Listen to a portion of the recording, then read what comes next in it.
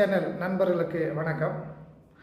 நண்பர்களே, கடந்த 2 வாரங்களுக்கு முன்பாக சீனா 6ஆம் தலைமுறை விமானத்தை கண்டுபிடித்து விட்டது.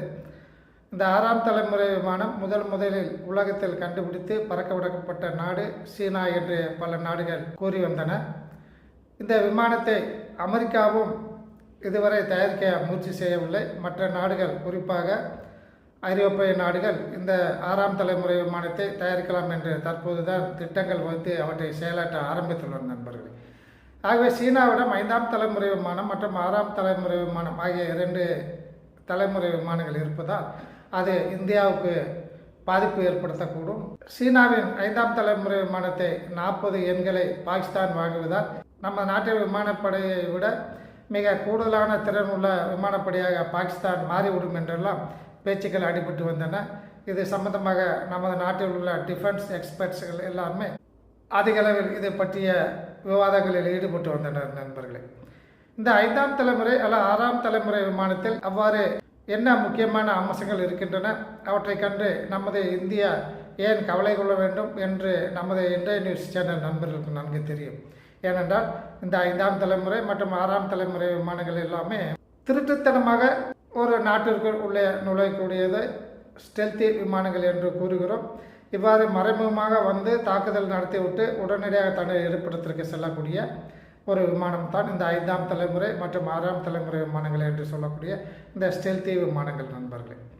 அது மட்டும் இல்லாமல் சாதாரண தாக்குதல் விமானங்களை விட இந்த விமானங்களில் கூடுதலாக ஆயுதங்களை வைத்துக் கொள்ள முடியும் என்றும் நமது இந்திய நியூஸ் சேனல் நண்பர்களுக்கு நாம் ஏற்கனவே நமது இந்திய நியூஸ் யூடியூப் சேனலில் விவரம் தெரிவித்துள்ளோம் நண்பர்களே. இது சம்பந்தமாக நமது நாடு உடனடியாக அமெரிக்காவை சேர்ந்த F-35 விமானத்தை வாங்க வேண்டும். இது 5ஆம் தலைமுறை விமானம். அல்லது ரஷ்யாவின் Su-57 என்று சொல்லக்கூடிய விமானத்தை வாங்க வேண்டும். இது 5ஆம் தலைமுறை விமானம். ஆகவே இந்த விமானங்களில் ஏதாவது உடனடியாக ஆர்டர் செய்வதற்கு இந்தியா முயற்சிக்க வேண்டும் என நமது பாதுகாப்புத்துறை வல்லுநர்கள் பலர் ஆலோசனை கூறி வந்தார்கள் நண்பர்கள். ஆனால் இவற்றையெல்லாம் முறியெடுக்கும் வகையில் நமது 5ஆம் தலைமுறை விமானம் AMCA என்று சொல்லக்கூடிய advance medium multirole compact aircraft AMCA என்று சொல்லக்கூடிய அந்த விமானத்தின் தயாரிப்பு பணி மிக வேகமாக முன்னேறி வருகிறது என்பது நமது இந்திய நியூஸ் சேனல் நண்பர்களுக்கு தெரியும் நண்பர்களே. இந்த விமானம் தயாரித்து முடிப்பதற்குள் அவை நமது விமானப்படையில் சேர்க்கும்போது பாகிஸ்தானும் சீனாவிடமிருந்து J-35 என்று சொல்லக்கூடிய 5ஆம் தலைமுறை விமானத்தை பெற்றுவிடும். ஆகவே நமது 5ஆம் தலைமுறை விமானம் வருவதற்கும் பாகிஸ்தான் சீனாவிடமிருந்து வாங்கக்கூடிய 5ஆம் தலைமுறை விமானம் அந்த நாட்டிற்கு வருவதற்கும் காலம் ஒரே அளவில் தான் இருக்கும் என்று தெரிகிறது நண்பர்களே. இவற்றையெல்லாம் விட ஒரு முக்கியமான கண்டுபிடிப்பு ஒன்றை நம்ம இந்திய ஆராய்ச்சியாளர்கள் நேற்று கண்டுபிடித்துள்ளனர் நண்பர்களே. அதாவது புதிய வகை ரேடார் ஒன்று உருவாக்கப்பட்டுள்ளது. இந்த ரேடார்கள் என்னவென்றால், நமது நாட்டில் குறிப்பாக 3 வகையான ரேடார்கள் பயன்படுத்தப்பட்டு வருகின்றன. முதல் வகை இந்திரா என்று சொல்லக்கூடிய ஒரு ரேடார் சிஸ்டம். இந்த ரேடார் சிஸ்டமானது மிக குறைவான உயரத்தில் பறந்து வரக்கூடிய மிசைல்கள் அல்லது ட்ரோன்கள் போன்றவற்றை கண்டுபிடிப்பதற்காக இந்த வகை ரேடார்கள் பயன்படுத்தப்பட்டு வருகின்றன.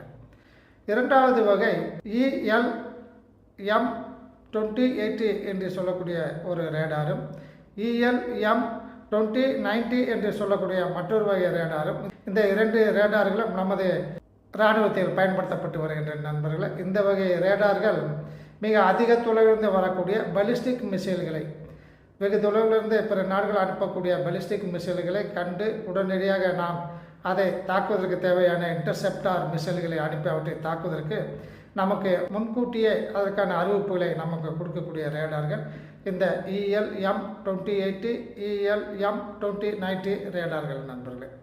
அடுத்தபடியாக சொல்லக்கூடிய ரேடார்கள் AESA என்று சொல்லக்கூடிய AESA ரேடார்கள்.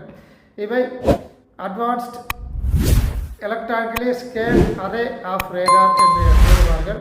இந்த ரேடார்கள் நமது போர் விமானங்களில் பயன்படுத்தப்பட்டு வருகிறது. இவற்றின் தரம் அடிக்கடி உயர்த்தப்பட்டு இவை சுமார் 300 கிலோமீட்டருக்கு அப்பால் வரக்கூடிய இலக்குகளையும் விமானங்கள், குரூஸ் மிசைல்கள், பெலிஸ்டிக் மிசைல்கள், ட்ரோன்கள் போன்றவற்றை உடனே கண்டறிந்து நமக்கு தகவல் தரக்கூடிய அளவில் இந்த போர் விமானங்களில் இந்த AESA ரேடார்கள் பொருத்தப்பட்டு பயன்படுத்தப்பட்டு வருகின்றன நண்பர்களே. இது தவிர தற்போது புதிதாக ஒரு ரேடார் ஒன்றினை நமது அரசின் முயற்சியின் காரணமாக நமது DRDO நிறுவனம் தயாரித்து வெற்றிகரமாக சோதனை செய்துள்ளது நண்பர்களே. இந்த ரேடாரின் முக்கியமான அம்சம் என்னவென்றால், தற்போது எல்லா நாடுகளிலும் பயன்படுத்தக்கூடிய ரேடார்கள் எல்லாமே அவை விமானத்தில் பயன்படுத்தப்பட்டாலும் தரையில் பயன்படுத்தப்பட்டாலும் அல்லது airborne early warning control system என்ற விமானத்தின் மூலம் பயன்படுத்தப்பட்டாலும் நம்ம நாட்டிற்கு உள்ளே வரக்கூடிய 5ஆம் தலைமுறை 6ஆம் தலைமுறை ஸ்டெல்த் விமானங்களை கண்டுபிடிக்காது என்று கூறி வருகிறார்கள் நண்பர்களே.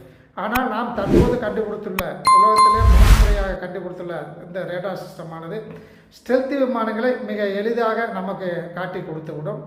இதனுடைய ஃப்ரீக்குவன்சி என்னவென்றால் VHF, ஹை ஃப்ரீக்குவன்சி ரேடார் என்று கூறுவார்கள். VHF 20 முதல் 30 மெகாஹெர்ட்ஸ் ஃப்ரீக்வன்சி உள்ள, ஃப்ரீக்வன்சி என்றால் வேவனுடைய செல்லக்கூடிய வேகத்தை தான் நாம் ஃப்ரீக்வன்சி என்று கூறுகிறோம். ஆகவே 20 முதல் 30 மெகாஹெர்ட்ஸ் என்று சொல்லக்கூடிய அளவில் அந்த அளவுக்கு திறனுள்ள very high frequency radar system கண்டுபிடிக்கப்பட்டுள்ளது. இந்த ரேடாரானது எவ்வளவு தொலைவில் இந்த ஸ்டெல்த் விமானங்கள் வந்து கொண்டிருக்கின்றன, எவ்வளவு வேகத்தில் வந்து கொண்டிருக்கின்றன என்பதனை மிக எளிதாக நம்ம நாட்டிற்கு முன்கூட்டியே அறிவித்து விடும் நண்பர்கள். ஆகவே அந்த மாதிரியான விமானங்கள் வரும்போது நாம் நமது விமானங்களை மேலே கிளப்பி நாம் அந்த ஸ்டெல்த் விமானங்களை அனுப்பக்கூடிய ஆயுதங்களை நாம் அனுப்பி அவற்றை தாக்க முடியும். எலக்ட்ரானிக் வார்ஃபேர் செய்தும் அந்த வரக்கூடிய ஸ்டெல்த் விமானங்களை நாம் தாக்க முடியும். அதற்கேற்ற மிசைல்களை அனுப்பியும் நாம் தாக்க முடியும். ஏனென்றால் நம்மிடம் ஹைப்பர்சோனிக் மிசைல்கள் உள்ளன. இவை எந்த வகை விமானமாக இருந்தாலும் எந்த வகை மிசைல்களாக இருந்தாலும் எதிர் நாட்டிலிருந்து வரக்கூடிய இவற்றை நமது ஹைப்பர்சோனிக் மிசைல் தாக்கி அளிக்கக்கூடிய வகையில் அதனுடைய இன்டர்செப்டார் மிசைல்களும் தயாரிக்கப்பட்டு வருகின்றன நண்பர்களே. ஆகவே உலகத்திலே முதலாக ஸ்டெல்த் விமானங்களை அறிந்து அவற்றின் விவரத்தை தெரிவிக்கக்கூடிய VHF ரேடார்கள் தற்போது நமது இந்தியாவிலேயே கண்டுபிடிக்கப்பட்டு வடிவமைக்கப்பட்டு விட்ட நண்பர்களே. ஆகவே எதிர்நாடுகளிலிருந்து வரக்கூடிய இந்த 5ஆம் தலைமுறை விமானங்களை பற்றி நாம் கவலைப்பட வேண்டியதில்லை. நமது உள்நாட்டிலே தயாரிக்கக்கூடிய Tejas mark 1A, Tejas mark 2, AMCA விமானங்கள் மற்றும் twin engine deck based fighter aircraft விமானங்கள் போன்றவற்றை நாம் நமது கால வரையறுக்கு உட்பட்டு நாம் அவற்றை மிக சிறந்த விமானமாக தயார் செய்து அவற்றிலிருந்து நாம் உடைய ஆயுதங்களை பயன்படுத்தி எதில் வரக்கூடிய 5ஆம் தலைமுறை விமானத்தை நாம் எளிதாக அழித்துவிட முடியும் என்ற நம்பிக்கை நமது இந்தியாவிற்கு வந்துள்ளது நண்பர்களே. அது மட்டும் இல்லாமல் தற்போது பாகிஸ்தான் மற்றும் சீனாவிலிருந்து வரக்கூடிய விமானங்களை தாக்கி அழிக்கும் வகையில் நம்முடைய தேஜஸ் மார்க் 1 விமானங்கள் தற்போது அங்கு கொண்டு நிறுத்தப்பட்டுள்ள நண்பர்களே.